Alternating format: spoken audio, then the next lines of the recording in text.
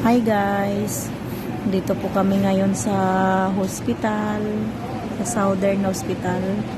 Ah, sa may likod po yata to ng SM.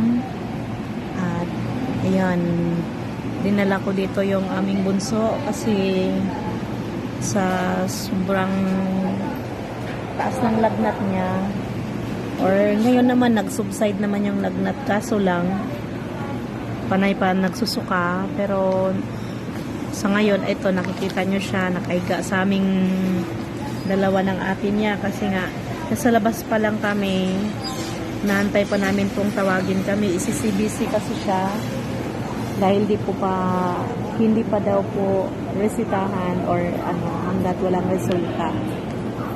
So ayan, nag-aantay pa kami ng tawag. Ganito talaga guys na pag public, antay talaga tayo hanggat kailan na ang ating turno. So, ibig sabihin, walang PWD. Kasi marami ding pasyente. Alam na, kayo na lang ang husga. Ayan guys, so, yan lang po muna dahil, ayun, gabi na nga, mag-11 na yata ng gabi. Nandito pa rin kami, nasa labas na kaupo. So, tingnan mo, maraming mga pasyente, marami ding mga nakapila dito, maraming nakaupo.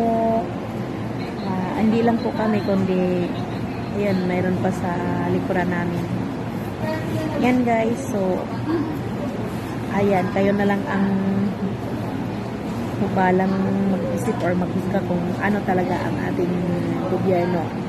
Accommodated naman sila dito guys, kaso lang, hindi pa namin alam kung ano ang kuha namin hanggang anong oras pa kami dito. Kasi nga, nantay pa namin yung aming number kung tawagin kami na para sa laboratory ni Prince William. Ay, nabahala lang ako kasi baka ma-dehydrate pa na kasi ang pagsusukan niya. Kunti lang ang kinakain, tapos pag bawat subo, makatatlo subo, suka na. Painumin ng gamot o painumin ng kung ano man, nasusuka rin siya. Kaya nag-decide na ako na dalhin agad dito. Buti na lang sidecar driver ng service ng anak ko ay nag-suggest na mayroon pala ditong medyo malapit na hospital, kaya naidala na kami. Naisakay namin sa ambulance kanina.